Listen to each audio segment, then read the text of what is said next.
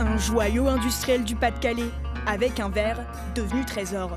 Bienvenue dans la ville qui héberge Arc International, le poumon économique de l'Audomarois, l'usine numéro 1 mondiale des arts de la table. Mais sans Europe, Arc peut-elle survivre?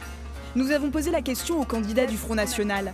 Le parti est arrivé en tête au premier et second tour de la présidentielle.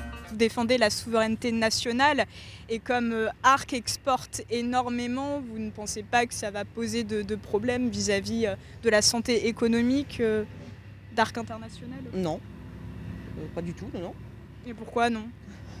Parce que...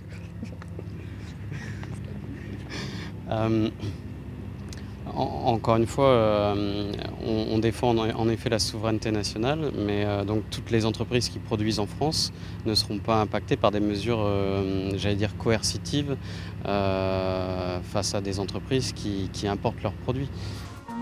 Mais taxer des produits qui viennent de l'étranger revient aussi à être taxé soi-même dans les pays où Arc International exporte.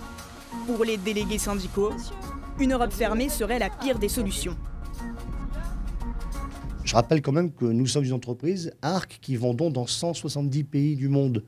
Donc aujourd'hui, fermer les frontières comme c'est proposé, je me pose réellement des questions sur ce que deviendrait l'entreprise. Et l'entreprise a déjà frôlé un dépôt de bilan. En 2014, Emmanuel Macron, ancien ministre de l'économie, supervise un plan de sauvetage de l'usine.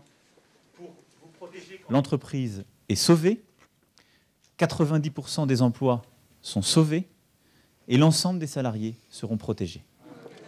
Au second tour, le nouveau président est arrivé deuxième ici, au coude à coude avec le FN. Nous voulons savoir si ce dossier industriel peut jouer en sa faveur. Bonjour madame. Ce candidat de La République En Marche, lui, y croit. Voilà. Mais je suis aussi candidat aux élections législatives. Voilà. J'ai l'oreille et l'écoute du président. Donc c'est vrai que pour faire remonter les informations ou les faire redescendre, je serai vraiment l'interlocuteur privilégié. Donc oui, j'espère bénéficier de cette dynamique. Voilà maintenant 20 ans que le PS dirige cette circonscription. Cette fois, le député sortant a laissé sa place.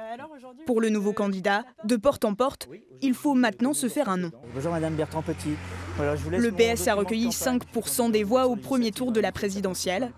Alors, voici sa solution pour reconquérir les électeurs.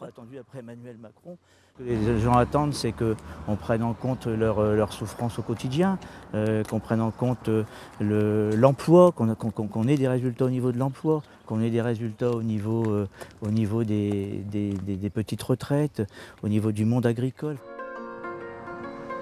Et l'emploi dans la circonscription, on l'a bien compris, c'est Arc International avec ses 5500 salariés. En 10 ans, l'usine a perdu la moitié de ses effectifs.